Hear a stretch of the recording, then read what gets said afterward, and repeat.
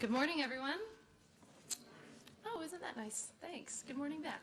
I'm Morgan Ortegas, the spokesperson for the Department of State. Thank you, everyone, for coming today to this event to focus on an important and very serious subject, human rights in Iran. I want to first recognize some really amazing attendees that we have here today. I believe we have over 50 members of the Diplomatic Corps ambassadors here in Washington. Thank you very much for coming. I'm very glad to see that we also have so many people from the Iranian diaspora as well, and this event is really for you. We will begin today's program with remarks from Secretary Mike Pompeo, followed by a discussion with three co-hosts of today's event. Ambassador at Large for International Religious Freedom, Sam Brownback, Deputy Director for the Iran Action Group, Mike Bell, and Assistant Secretary for Democracy, Human Rights, and Labor, Robert Destro. During the listening sessions that we had this morning, we heard from members of the Iranian diaspora about how we can continue to stand with the Iranian people by sharing their stories, supporting their voices, and championing their rights. Today, we'll share what we heard from them, and we will dive deeper into the issues. We'll also have an opportunity to hear from three survivors who have first-hand experience of the Iranian regime's oppression. So now, I'd like to introduce to the stage Assistant Secretary for Democracy, Human Rights, and Labor, Robert Destro. Assistant Secretary Destro previously served a six-year term as Commissioner on the U.S. Commission on Civil Rights. He has worked on a 15-year interfaith dialogue in the United States and in the Middle East. He has a passion for the people of Iran and defending their rights. My friend, Bob Destro.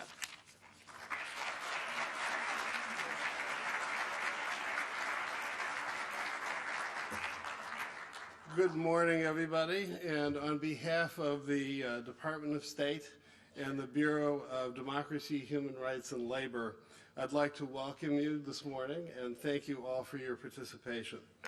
I'm very heartened by the President's presence of so many individuals today who are concerned about reclaiming the broken promises about human rights in Iran.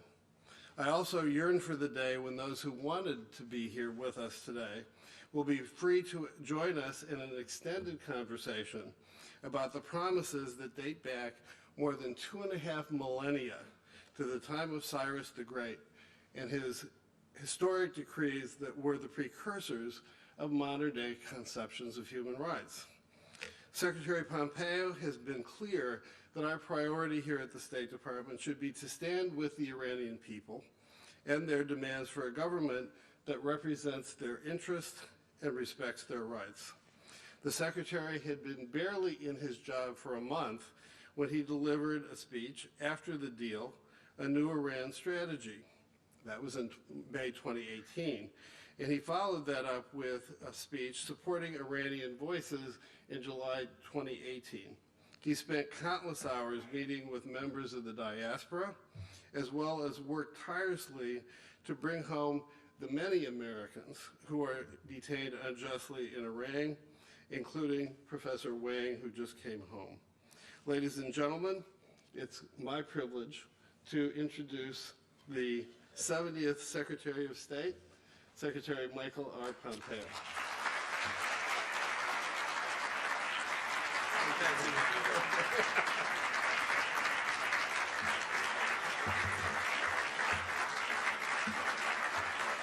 Thank you. Good morning. Thank you all. Thank you. Good morning, everyone. How are y'all doing today? Everybody good? It's an important day here at the State Department, and I appreciate you all joining us. Bob, thanks for the kind introduction, and I'm delighted to welcome you all here to the United States Department of State. I'm especially happy to host our friends from the Iranian diaspora. Your success is living proof of what the Iranian people can do when their full potential is unleashed. And of course, I want to give a special welcome to the brave Iranians in the audience who have suffered and survived regime persecution. Thank you all for joining me here today. It's humbling and an honor for me to see you all here. I love the diversity of the audience we've got here today. Members of Congress, we've got folks from all across the non-governmental organization community, who are working on important issues related to the Islamic Republic of Iran. We've got people from all across the foreign policy community, So many of our Department of State team members, folks from the diplomatic corps, thank you all for being here. I think the diverse group and the size and scale of the audience today tells us a lot about the willingness of the world to join the United States in supporting Iranian voices and Iranian dreams. When we do this, we will be upholding America's legacy as the world's greatest champion of liberty, as we've been since our founding. When we do this too, we're telling the Iranian people that they have friends across the world and in America seeking justice for wrongs that have been done to them. Indeed, it's those very injustices, those human rights abuses that the regime commits against its own people that brings us all together today, and what I want to spend a few minutes talking with you about. I have a message for the leaders of the regime. If you seek to recover respect from your people and from the world, if you seek stability and prosperity for a once great nation, you must respect the commitments that you've made. You must respect human rights. This symposium, this gathering, could not come at a more timely moment. The protest that started and accelerated in November clearly signaled that the Iranian people have just had enough. They're fed up. They're fed up with the regime's economic failures. They're fed up with the kleptocrats. And they're fed up with a regime that denies them basic, fundamental human dignity that comes from each of us as the nature of our humanness. It's not one age group, it's not one class or gender lifting their voices. It's female students in Tehran, it's teachers in Mashhad, it's younger men in Mershar. One of those young men was Pouya Bakhtiari. Pouya was an electrical engineer full of life who loved singing the Elvis song, Can't Help Falling in Love with You. And he was sick of what he called criminal and corrupt Iranian leadership. Last month he joined his countrymen on the streets in protest. Pouya's mother, Nahid, went to the protest with him. They promised that they would hold hands to stay together. But as you've watched the videos, you've seen there was chaos, and when the security forces started attacking the crowd, they became separated. Then Nahid experienced every parent's worst nightmare. She saw fellow protesters holding her son's lifeless body. He'd been shot in the head by security forces of the Iranian regime. Today, Nahid grieves with so many other parents, so many other amazing people across Iran. But she also says, now Pouya's ideals are mine. I want to witness and celebrate the freedom of the people of Iran. Today, many Iranians like Nahid are angry. It's a feeling that's been building for an awfully long time. The Ayatollah and his band of thugs that planted the roots of their rage 40 years ago are going to have to change. In 1979, in their mad zeal, they imposed the Islamic Republic Revolution on the open-minded, entrepreneurial, and amazing Iranian people. To this day, the Iranian regime is desperate to control ideas, to control speech, and indeed to control life itself. Just a few examples from the last year. 3 women handed out flowers on the Tehran metro on International Women's Day in March. They weren't wearing the hijab. The regime sentenced them to between 16 and 23 years in prison for propaganda against the state and for moral corruption. 2 months later in May, the Iranian government banned religious minorities from working at child care centers with Muslim children.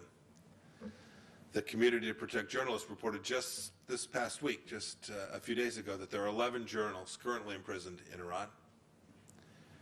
Iran's intelligence ministry is on a campaign of intimidation against elderly family members of Iranian journalists. These handful of examples are but a glimpse into 40 years of regime disrespect for its people. It's disrespect that destabilizes Iran's internal order. It's disrespect that weakens its economy and makes Iran a pariah state in the eyes of freedom-loving people all across the world. 2, there's a towering hypocrisy in this mistreatment. So many of the regime's human rights violations defy its own domestic laws. 40 years ago this month, The regime adopted the current Iranian constitution. It's still in effect. Article 9 of the Constitution says that no individual group or authority has the right to infringe in the slightest way upon the political, cultural, economic, and military independence or the territorial integrity of Iran. But as protesters in Iraq and Lebanon are saying, this is precisely what Iran has done to them. What enormous hypocrisy. Article 14 of that same Constitution says that the government of the Islamic Republic of Iran and all Muslims are duty-bound to treat non-Muslims in conformity with ethical norms and to respect their human rights. But Jews and Christians and Zoroastrians, all legally recognized faith groups in Iran, are denied their full freedoms. With Christmas just a week away, I can't help think of Victor Bet Tamraz. He's a Christian pastor whose home was raided during a Christmas celebration almost 5 years ago. He and his wife and his son are all out on bail on bail appealing prison sentences. I'm glad his daughter Debrina is with us here today. Debrina, thank you for being with us.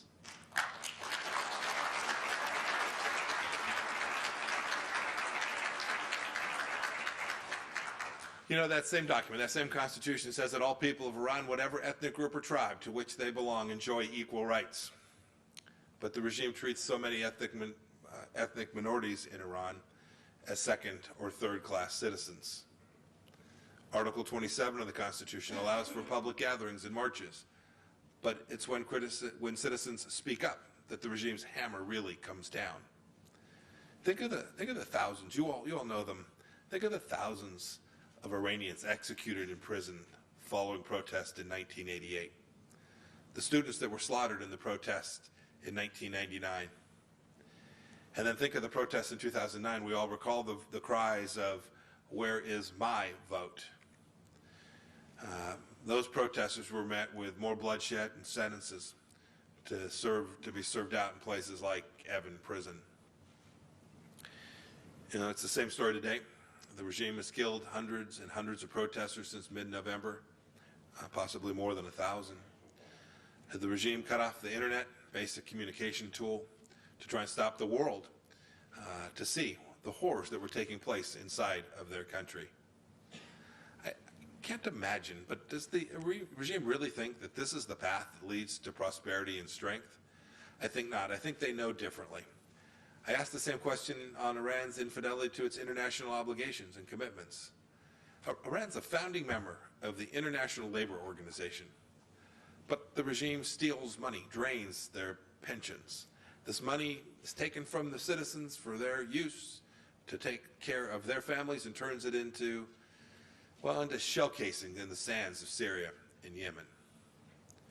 The labor organizers are rounded up and imprisoned and tortured. The Universal Declaration of Human Rights states that no one shall be subject to torture or to arbitrary arrest, detention, or exile. But think of the Baha'is, the Sunni minorities, or even non-religious persons in Iran who continually face prison and torture and execution for their faith, their basic belief system. 2, Iran is party to the International Convention on Civil and Political Rights. Sounds ironic almost to say it. Yet Iran permits the use of the death penalty for girls starting at age 9 and boys of age 13. Indeed, 2 17-year-old boys were reportedly secretly executed just this past year. And we've seen protesters gunned down at random on the streets in just the last 30 days. We grieve to see a calloused and corrupt elite disrespect an ancient and proud people. We grieve to see the Iranian nation sink further into a pit of poverty because of unjust rulers. But as difficult as the situation is, as I have just recounted, and I have only scratched the surface, it's not hopeless. The Iranian people have a steadfast friend, and they are good people, and they have spirit. The friend is a unique North Star for hope for all those oppressed, and their voice, their writings, their faith, and their ideals. The United States will stand, and has stood, under President Trump, with the Iranian people.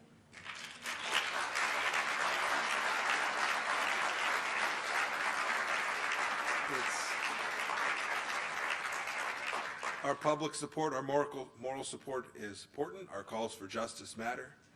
We call for a normal nation with a real economy for accountability. It's unfortunate that in 2009, when the opportunity arose, Americans did not do that. It's not political. This is about the best and what we want for the Iranian people. Look, the appeasement of the regime simply will not work. We've done something completely different in the administration. We've asked the Iranian people to send us evidence of regime brutality. We're bringing to light what the Ayatollahs are desperate to keep in the dark. So far, we've received more than 36,000 pieces of information, and we're working each and every one of them. We've heard these stories, we've seen these stories, we've seen the faces. Those faces, the faces of the victims will not be forgotten, and the faces of the perpetrators will be pursued. Iran's human rights violations are worse than unacceptable. They're evil and they're wrong. And they fundamentally repress the incredible energy, entrepreneurship, and spirit of one of the world's great peoples. So today, we call on the Iranian regime to fulfill the first duty of any government. Treat your people with basic dignity, to which every member of the family of mankind is entitled. Uphold your commitments under your own constitution and international law. Act like a normal country. Unleash your people's vast potential. We seek these things, we urge these things out of true principle, but also as a message of common sense to the regime. True prosperity will only come to Iran when you cease terrorizing your people and jailing them. Indeed, I would urge the regime to follow the words of the Persian poet Sadi of Shiraz. A lord who lays waste to the hearts of his people will only see in dreams the prosperity he wants for his domain. And to show that we mean what we say today, I'm announcing several new actions in support of the Iranian people. First, I have redesignated Iran as a country of particular concern under the International Religious Freedom Act. The world should know Iran is among the worst violators of basic fundamental religious freedoms. Second, today the United States Department of Treasury will sanction 2 Iranian judges, Mohammad Moghesha and Abolghasem Salavati.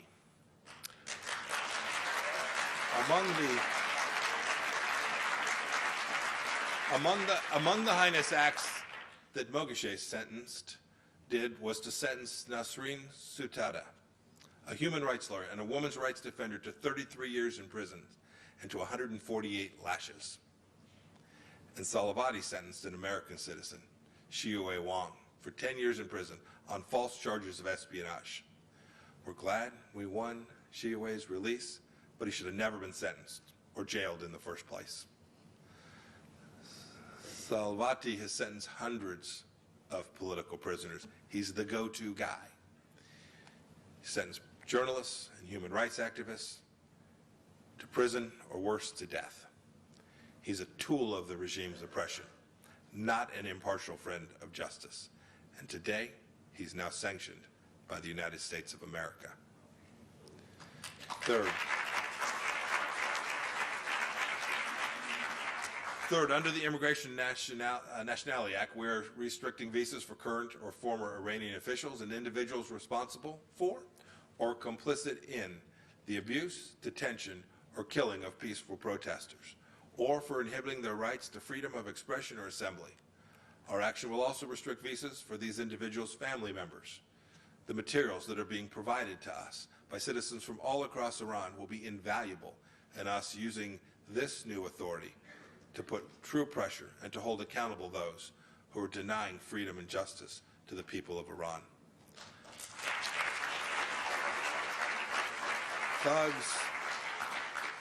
Thugs killing people's children will not be allowed to send their own children to study in the United States of America.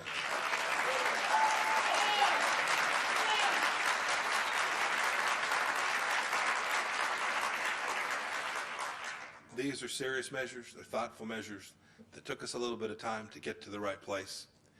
But I want the people of Iran to know that it doesn't have to be this way. If the regime in Iran respects the rights of all Iranians and abides by its commitments, it can win back respect from its own citizens.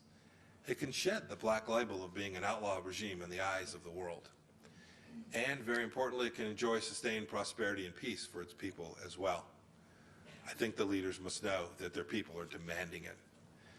The path to prosperity for each country begins at home. And when leaders of sovereign nations put their interests and the interests of their citizens first, our collective future will be brighter.